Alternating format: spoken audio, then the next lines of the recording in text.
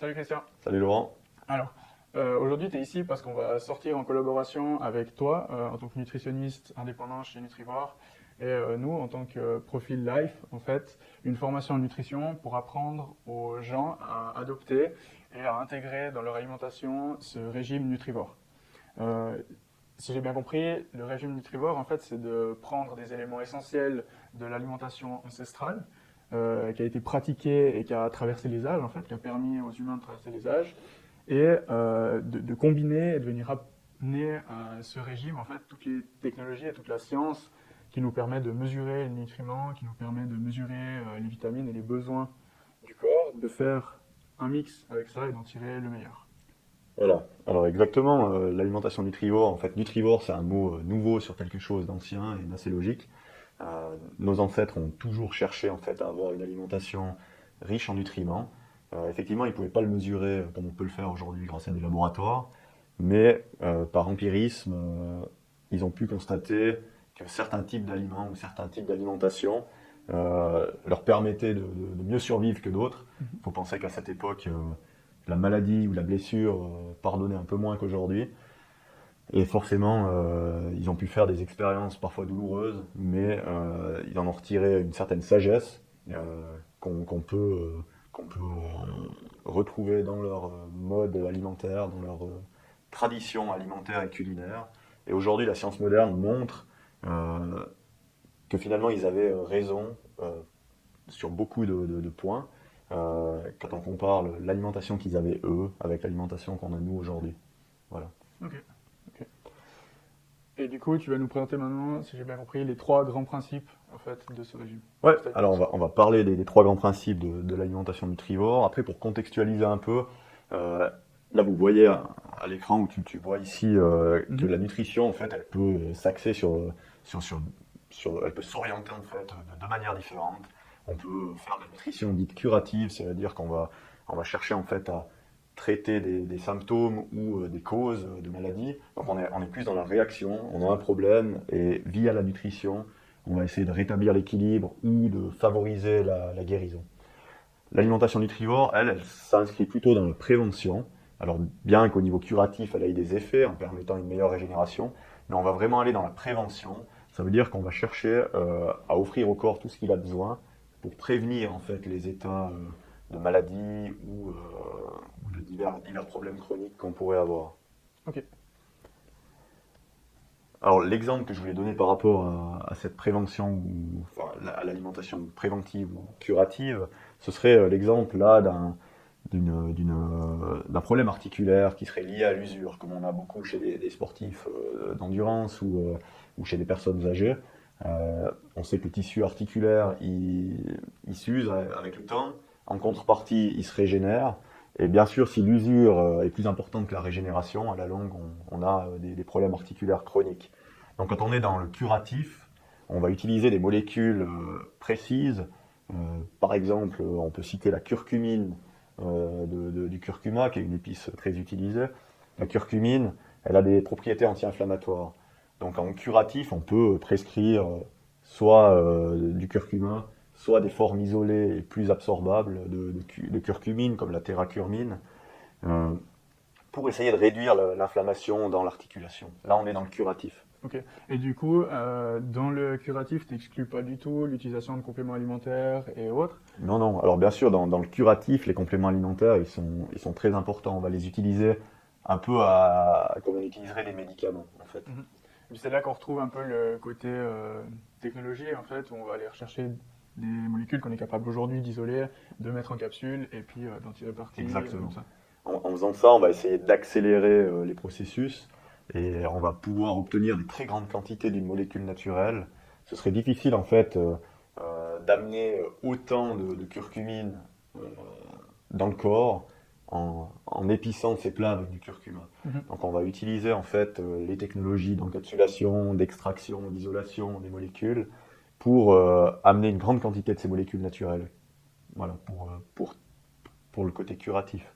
Ok. Maintenant, en préventif, par rapport à ces problèmes articulaires, si on prend cet exemple toujours, on va chercher à favoriser une régénération continue du tissu articulaire en nourrissant le tissu articulaire avec ce qu'il a besoin pour en fait se régénérer. Et qu'est-ce qu'il a besoin? Il a besoin de collagène, de glucosaminoglycane, de vitamine C, de vitamine K2, de vitamine D3. Et tout ça, plutôt qu'aller l'amener forcément avec des compléments alimentaires en prise chronique et quotidienne, on va essayer de modeler l'alimentation de routine pour qu'elle offre à l'organisme tout ce qu'il a besoin pour cette régénération, pour aussi limiter les facteurs inflammatoires, avec un bon équilibre oméga 3, oméga 6 par exemple. On va veiller à inclure typiquement du bouillon d'os ou du collagène sous une autre forme, par exemple dans des petits poissons marinés où on va consommer des arêtes ramollies pour nourrir en fait l'articulation. Et sur le long terme, en fait, on aura une articulation qui se régénère mieux, donc qui sera moins sujette à des problèmes d'usure ou d'inflammation. Ouais. Dans les petits poissons, tu entends aussi des sardines en boîte, qui sont restées longtemps dans la boîte, qui sont un peu dissoutes, qu'on macérées comme ça Voilà, alors... ou pas forcément passé fait en boîte Alors, bien sûr, il y a toujours un côté moins bon dans ce qui est en mode de conserve, etc. Mais c'est souvent aussi beaucoup plus simple à utiliser comme ça. Donc, on peut très bien en fait, consommer des petits poissons en boîte qui ont mariné dans l'huile d'olive. Là, on va veiller à ce que ce soit de l'huile d'olive plutôt que de l'huile de tournesol, justement pour des questions d'équilibre en acides gras. Et là, les poissons typiques, ces petits poissons, ce sont les sardines, les maquereaux, le hareng, les anchois, si on en trouve, des versions pas trop salées. Ouais, voilà. Okay. Donc si on passe plus loin, on voit que l'alimentation nutrivore, en fait, elle est au centre un peu de tous ces principes de l'alimentation dite préventive. Donc on va apporter suffisamment de nutriments, ça va être un des objectifs principaux, comme on va le voir. On va chercher à limiter les toxines, à garantir certains équilibres physiologiques. Et puis l'alimentation nutrivore, elle se base beaucoup sur l'apport de super-aliments dits généraux, à l'opposé des super-aliments très spécifiques de l'alimentation curative. Donc ces super-aliments généraux, ils vont avoir pour objectif d'amener un large panel de nutriments pour que l'organisme ait tout ce qu'il a besoin pour fonctionner de manière optimale. Voilà. Okay. Donc si on passe aux 3 grands principes de cette alimentation nutrivore, qu'on voit à l'écran maintenant, donc sélectionner des aliments à haute valeur nutritive, c'est vraiment la base de l'alimentation nutrivore. On va chercher ensuite à associer ces aliments pour couvrir tous les besoins de l'organisme et puis maintenir les équilibres physiologiques. Et puis le 3e point, qui est souvent négligé de nos jours, c'est de préparer et cuisiner de manière à optimiser la valeur nutritive et de limiter les toxines.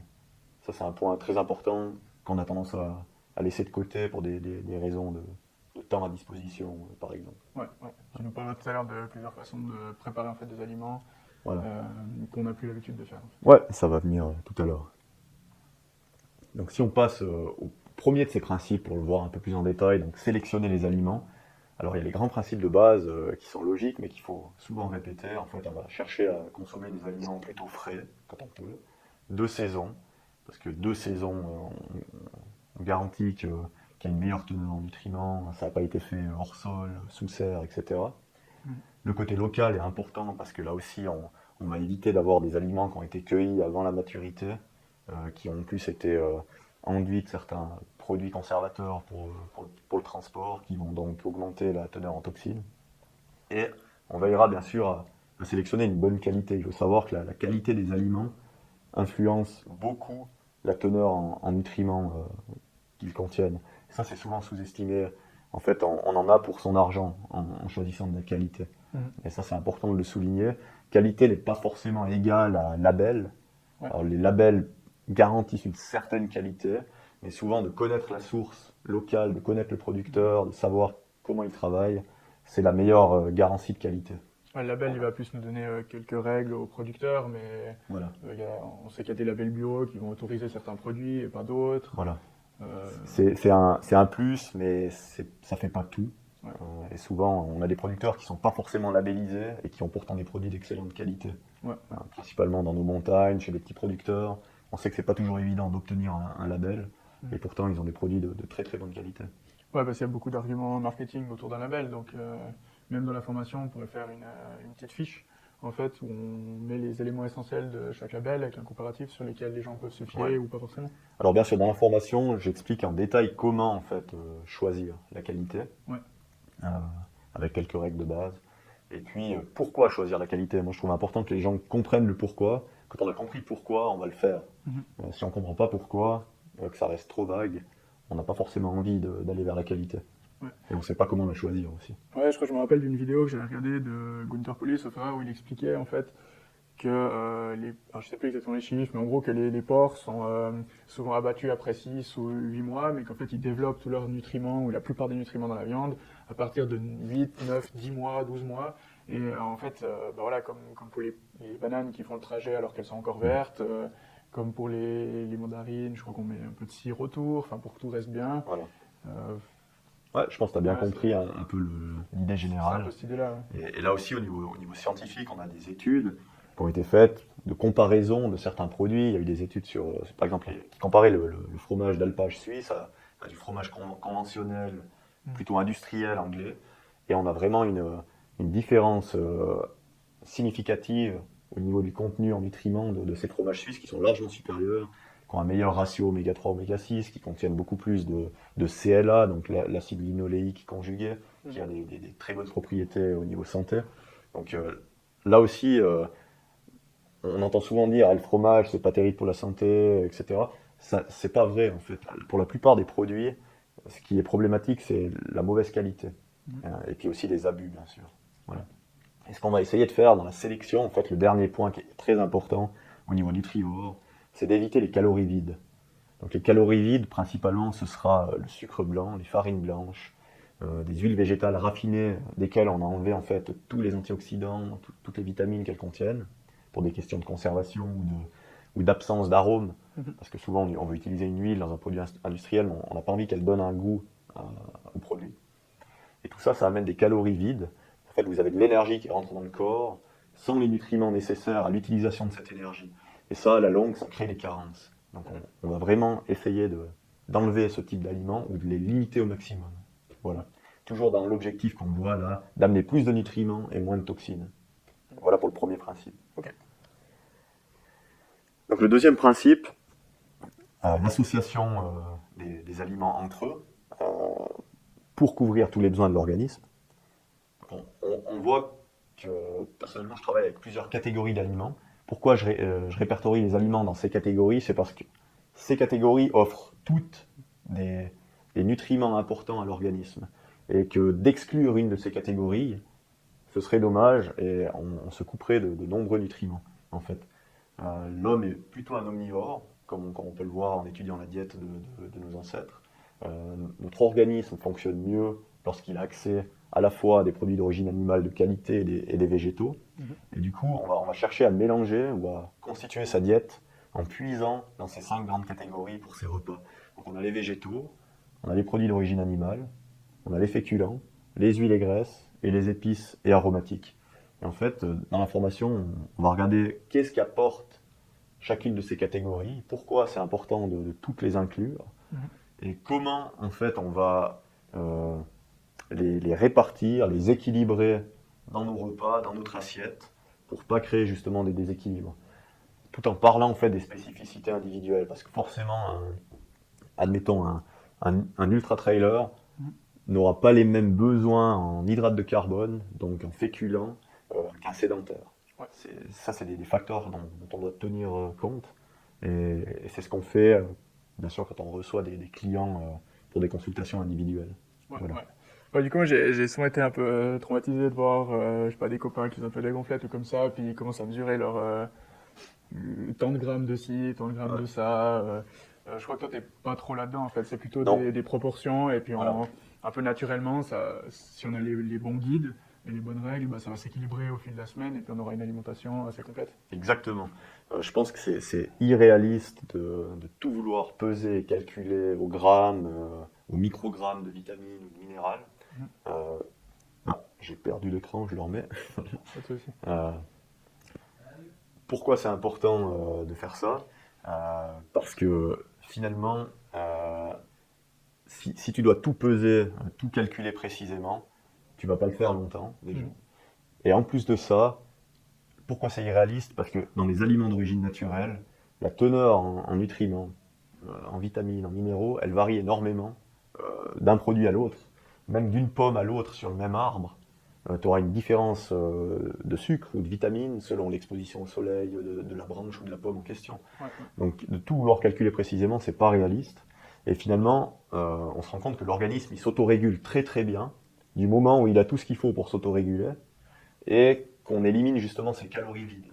Ouais. Voilà. Il y a quelques pièges à éviter, et ça c'est des choses dont on parle en détail dans la formation, pour que le corps s'autorégule, que simplement en écoutant notre faim, on soit dans le juste. Mais il y a quelques règles à respecter pour que ça fonctionne. Tu peux nous en donner une, par exemple, de ces règles? Alors, typiquement, quelque chose qui viendra perturber le calcul de notre organisme au niveau des calories qu'il doit consommer et qui peut amener à une prise de poids excessive, c'est toutes les boissons sucrées. L'organisme calcule très très mal du sucre liquide comme ça qui passe quasiment instantanément de la bouche jusqu'à l'intestin avec une vidange gastrique qui se fait très rapidement. Et ça vient fortement perturber en fait la balance énergétique de l'organisme. Je pensais que dans la nature, c'était très difficile pour nos ancêtres lointains de consommer des boissons sucrées.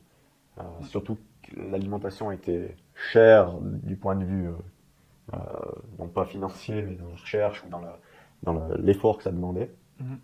Et du coup, quand ils trouvaient un fruit, ils allaient le manger, avec les fibres, avec la totalité du fruit. Donc le sucre contenu dans le fruit était digéré plus lentement, le corps pouvait calculer, le fruit était mâché aussi déjà. Ouais. Donc le fait d'avaler des sucres liquides, ça vient perturber tout ça. Bien sûr, dans le cadre d'un sport d'endurance, c'est totalement autre chose. Et là, c'est intéressant, voire même essentiel pour la performance, d'amener des sucres liquides. Donc il faut bien faire cette différenciation. Ok. Donc si on passe au troisième grand principe, donc de préparer et de cuisiner de manière optimale, j'ai noté ici quelques méthodes de préparation qui ont pour objectif d'augmenter la digestibilité des aliments, la biodisponibilité des nutriments qu'ils contiennent, et puis de limiter en fait les toxines et les antinutriments qu'on a dans ces aliments. Il faut savoir que typiquement dans les céréales, dans les oléagineux, dans les légumineuses, il y a beaucoup d'antinutriments, comme l'acide phytique ou les inhibiteurs de trypsine, qui sont en fait des molécules qui vont soit bloquer l'absorption des minéraux pour l'acide phytique, soit perturber la digestion des protéines pour les inhibiteurs de trypsine. Et via certaines méthodes de préparation, on peut réduire la teneur en antinutriments des aliments. En fait, ces antinutriments vont être transformés en quelque chose d'autre grâce aux méthodes de préparation. Et nos ancêtres, finalement, ils consommaient pas, ou extrêmement rarement, des céréales, des légumineuses ou des oléagineux qui n'avaient pas été préparés comme ça. Ils avaient appris à optimiser ça. C'est assez intéressant de voir qu'aujourd'hui, la science montre qu'ils avaient raison de le faire. Et eux, par empirisme, ils l'ont fait. Ils se sont rendus compte qu'au niveau digestif, ça se passait mieux, qu'ils se sentaient mieux en le faisant, et puis ils le font encore actuellement. Si vous allez dans des régions qui fonctionnent encore de manière très traditionnelle, ils ont gardé en fait ces coutumes de préparation des aliments. Ouais, un truc que je me suis rendu compte dernièrement, en lisant un livre de Lavier, c'est que, en fait, quand on a une vision un peu enfantine de l'évolution, on aurait tendance à croire que le corps s'adapte au fur et à mesure, mais en fait, une grande partie de l'évolution, c'est que ceux qui n'étaient pas adaptés mouraient, en fait. Ouais, alors ça, bien sûr, les temps étaient durs. Je veux dire, à une certaine époque, si vous aviez un système immunitaire fragile, il y avait quand même peu de chances de passer entre les gouttes, finalement, parce que ou alors la chance qu'avaient ces peuples, c'était de savoir utiliser certains aliments, certaines plantes pour soit renforcer le système immunitaire, soit dans le principe curatif de venir amener des antibiotiques naturels pour combattre la maladie.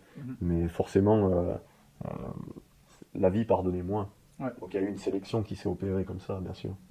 Et du coup, ceux qui avaient dans leur tradition d'utiliser le trempage, la fermentation, la germination, on en tirait profit en fait. Voilà, ils ont pu tirer de l'énergie et des nutriments d'aliments qui n'en fournissaient pas suffisamment ou de manière incomplète si on les préparait pas comme ça. Voilà. Est-ce que tu pourrais nous donner un exemple de trempage, de fermentation et de germination en fait, concrètement, comment ça se passe, quel est le process, et puis éventuellement, est-ce que tu peux nous donner des techniques, ou est-ce que tu as des techniques pour qu'on puisse l'intégrer dans notre vie un peu moderne métro, boulot, dodo pour beaucoup. Voilà. Alors, de ces trois méthodes, je vais parler d'abord du trempage, parce que c'est la plus simple à mettre en œuvre, la plus pratique, on va dire, puis qui amène déjà à des résultats intéressants. Euh, un exemple concret, vous voulez faire du riz à midi, par exemple. Vous le mettez trempé dans de l'eau tiède, sous couvert, donc avec un petit papier par-dessus, pas que des mouches viennent dedans, etc. Sur votre bloc de cuisine. Vous y rajoutez une cuillère à soupe d'acide Mhm. naturel, donc ça peut être du vinaigre de cidre ou du jus de citron par exemple, par 100 grammes d'aliments. Admettons que vous mettiez 100 grammes de riz sec, vous mettez une cuillère à soupe de jus de citron dans votre eau tiède, et vous laissez 4 à 6 heures, 8 heures, le riz trempé comme ça. Donc, concrètement, vous faites ça le matin, en vous réveillant, en partir au boulot, vous mettez votre riz dans le bol, de l'eau, une cuillère à soupe, vous partez travailler, à midi vous venez, vous pouvez rincer votre riz et puis le cuisiner comme ça. Et le trempage aura réduit la teneur en acide phytique, le riz sera plus digeste, vous aurez plus facilement accès aux précieux minéraux que le riz contient. Et en plus, l'avantage, c'est que vous allez cuire beaucoup plus rapidement votre riz. Ouais. C'est-à-dire qu'au lieu d'avoir un temps de cuisson de peut-être 15-20 minutes suivant les types de riz, après trempage, le riz sera cuit en 5 ou 10 minutes. Donc le petit temps que vous avez passé le matin à préparer, vous le retrouvez à midi, où souvent on a un temps plus court pour cuisiner ou manger quand on travaille. Donc il y a quand même on y gagne sur deux tableaux finalement. Voilà. Ok. Maintenant, la fermentation, la méthode la plus connue, ou la plus utilisée, qui était la plus utilisée, c'était la fermentation au levain. Donc on faisait du pain comme ça, avec une fermentation naturelle, avec du levain naturel, qui est largement supérieur d'un point de vue nutritionnel à l'utilisation de levures chimiques aujourd'hui qui font simplement gonfler le pain, sans travailler au niveau des molécules la farine. Donc on a tout à gagner en fait à réutiliser le levain naturel pour la digestibilité. Ça va réduire la teneur en gluten par exemple, ça va augmenter la biodisponibilité des minéraux et des vitamines. Voilà. Donc toutes ces méthodes de préparation, finalement, on en parle en détail aussi dans la formation, ça prend beaucoup de temps d'en parler, d'amener les petits détails pratiques en fait qu'il faut savoir pour les différents types d'aliments. Mais là vous avez une bonne vision d'ensemble de tout ce qu'on peut utiliser. Euh, la marinade aussi pour la viande, l'extraction pour extraire le collagène de l'os, pour en faire du bouillon d'os, qui sont des méthodes assez simples une fois qu'on les connaît. Mais qu'on peut utiliser régulièrement. Et puis notre santé en bénéficie énormément. Ouais. Voilà. Et souvent, c'était aussi des techniques de conservation. Donc, est-ce qu'il y a certains éléments qu'on peut prendre ici, puis en fait, qui vont nous permettre de préparer notre alimentation pour la semaine, parce que c'est à la fois une méthode pour amplifier les nutriments et pour conserver? Alors bon, par exemple, le pain au levain va se conserver beaucoup mieux. Il sera beaucoup moins vite sec. Un pain au levain, il va tenir une semaine, 10 jours sans problème, tout en étant consommable. Maintenant, la conservation, en soi, on va viser des plus longues périodes de conservation quand on va utiliser des lactofermentations. Typiquement, vous allez lactofermenter du chou, il va se conserver des mois, voire des années, sans énergie après, juste dans un bocal, à la cave, et puis vous allez pouvoir conserver ça comme ça. Les salaisons de viande sont des lactofermentations. Donc, voilà. Ensuite, si on passe aux méthodes de cuisson, qui sont très importantes pour préserver les nutriments d'un côté et pour éviter de créer des toxines dans les nutriments. Il y a tout plein de méthodes. Donc, pour une image simple et claire à retenir, si vous chauffez un peu moins, vous détruisez moins de nutriments. Si vous chauffez moins longtemps, vous détruisez moins de nutriments. Mais la température provoque plus de dégâts que la durée. Donc, tout simplement, si sur une recette on me dit chauffer à 210 pendant 20 minutes, je vais préférer descendre à 180 degrés pendant un peu plus long. Ouais. Aussi parce qu'on sait qu'autour de 185 degrés, on passe à un certain stade où il y a une grosse dégradation au niveau de certaines huiles, de certains acides gras. Et là, je pense que l'élément principal où on crée des toxines dans notre alimentation, c'est justement l'utilisation des huiles et des graisses. Là, il y a beaucoup d'erreurs qui sont faites. On voit beaucoup de gens qui vont, par exemple, poêler des aliments à l'huile de colza. L'huile de colza qui est effectivement assez riche en oméga 3, mais c'est des acides gras très très fragiles. Et quand vous les chauffez, vous les oxydez, vous en faites des peroxydes lipidiques qui sont très toxiques. Donc les gens pensent faire bien, ils viennent chauffer des huiles trop fragiles, et ça c'est très mauvais à long terme pour la santé. Ça va créer de l'inflammation, de l'oxydation, et finalement l'oxydation est la source d'une grande partie des maladies dans l'organisme. Donc il ne faut pas sous-estimer ça. Et là aussi, au niveau de la formation, on va détailler cette utilisation des huiles et graisses avec un tableau très clair jusqu'à, voilà, si je veux chauffer très fort, qu'est-ce que j'utilise comme huile, comme graisse, Si je veux chauffer à feu doux, qu'est-ce que je peux utiliser? Ok. Quelle huile je dois conserver au frigo? Il y a des huiles qu'on doit conserver au frigo qui sont très fragiles, donc ça on en parle en détail. Ok. Voilà. Donc dans l'idée, ça sera aussi de fournir des espèces de petites fiches techniques qu'on peut avoir, Exactement. d'image hein, sur la porte Ouais. du frigo, puis Ouais. juste avoir les bonnes pratiques Ouais. en un coup d'œil. Quoi. C'est l'idée, parce qu'à la fin il faut que ça soit pratique. C'est bien d'avoir une formation complète, etc. Mais on peut pas se rappeler de tout, on n'est pas tous professionnels, on fait pas ça tous les jours. Moi j'en parle tous les jours, donc ça reste dans ma tête. Pour une personne qui dans sa vie de tous les jours doit appliquer ces règles, si on peut lui fournir des petites fiches qu'il a derrière la porte du meuble, juste avant de cuisiner, ah ouais juste, ok, là je dois utiliser telle ou telle huile, ben, c'est beaucoup plus simple pour lui. Ouais. Voilà. Ok. Et finalement, bah, le dernier truc que j'aimerais aborder, c'est les clés de la réussite. Pour une alimentation préventive, donc de routine, qu'on peut appliquer au fil de l'année et toute sa vie, il faut respecter certaines choses. Déjà, il faut l'adapter à l'individu. On n'a pas tous les mêmes je veux dire, spécificités génétiques, les mêmes objectifs, le même mode de vie, suivant l'âge qu'on a, qu'est-ce qu'on fait dans la vie. Il y a des petits détails dont on doit tenir compte quand on conseille quelqu'un. Et là aussi, la formation vise aussi à permettre aux gens de comprendre comment orienter son alimentation selon sa spécificité à lui. On va essayer aussi d'éviter les restrictions inutiles. Ça sert à rien de supprimer 8 catégories entières d'aliments s'il n'y a pas besoin de le faire, parce que automatiquement on va appauvrir l'alimentation de manière assez marquée et risquer les carences à long terme. Donc on va uniquement restreindre ce qui est nécessaire d'un point de vue individuel, ou alors ce qui était les calories vides et puis les aliments qui concrètement contiennent beaucoup de toxines, mais qui sont assez rares finalement. Okay. Du coup, tu prends aussi en compte l'origine des gens. Par exemple, on sait qu'en Europe, on avait beaucoup de produits laitiers, moins en Inde, où ils ont moins de viande. Est-ce que ça, tu le prends en compte dans tes conseils? Alors, bien sûr, on sait qu'au niveau par exemple, de la persistance de la lactase, donc l'enzyme qui permet de digérer le lactose, le sucre du lait, on a une grande différence de répartition selon les origines des populations. Maintenant, ça ne veut pas dire que si vous êtes d'origine européenne, vous avez la persistance de lactase. Ça peut soit s'analyser génétiquement, mais généralement, il n'y a pas besoin de le faire, parce que quelqu'un qui réagit mal au lactose, il le sait. Par contre, il y a beaucoup de gens qui réagissent mal aux produits laitiers, et c'est pas forcément dû au lactose, mais plutôt à la protéine du lait, la caséine. Et puis là, il y a différentes méthodes pour essayer de voir de quoi ça vient. Et si on sait que ça vient plutôt de la caséine, on peut sélectionner les produits qui posent pas de problème dans cette catégorie-là. Ouais. Voilà.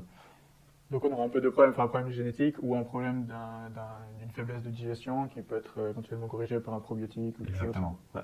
Ok. Très bien. Les autres clés de la réussite, rapidement, c'est d'offrir du choix et de la flexibilité aux gens et de préserver le plaisir de manger. Parce que si on n'a pas de plaisir, on ne va pas s'en tenir à une alimentation comme ça pendant longtemps. Et puis l'alimentation nutrivore, elle met vraiment ça au centre. On veut avoir du plaisir, de manger généreusement des bonnes choses, et puis qui amène en fait tout ce que l'organisme a besoin. Puis quand on amène tout ça à l'organisme, finalement on n'a pas cette sensation de faim permanente. Ouais. Donc on s'autorégule très bien, puis on est satisfait de ce qu'on mange. Voilà. Ok. Parfait. Donc voilà, en fait, cette formation, elle va s'axer principalement sur le fait d'apprendre à se nourrir sainement et de comprendre pourquoi et puis comment on fait. Ouais. Tout simplement. Du coup, ben, pour les gens qui nous regardent, on va vous expliquer un peu comment ça va se passer. Donc Christian nous expliquera face caméra en fait les différents points, les différentes choses qui sont importantes. Et nous, en tant que profil, on fera plus une partie design et esthétique en fait pour résumer, vous fournir des toutes petites fiches pratiques du quotidien que vous pouvez avoir avec vous et puis pour garder l'essence en fait de cette formation, de ce régime nutrivore et qu'à long terme vous n'ayez pas de carences, ni de problèmes, ni de maladies qui peuvent découler de toutes ces carences ou ces déséquilibres, comme tu nous parlais, entre oméga 3 et oméga 6 et autres. Exactement. Voilà, super. Merci. Merci à toi. Et puis, bonne journée. Ceux qui sont intéressés par la formation, bah, vous pouvez vous inscrire, ça sera sur la vidéo ou juste en dessous dans la page. Bonne journée. Au revoir.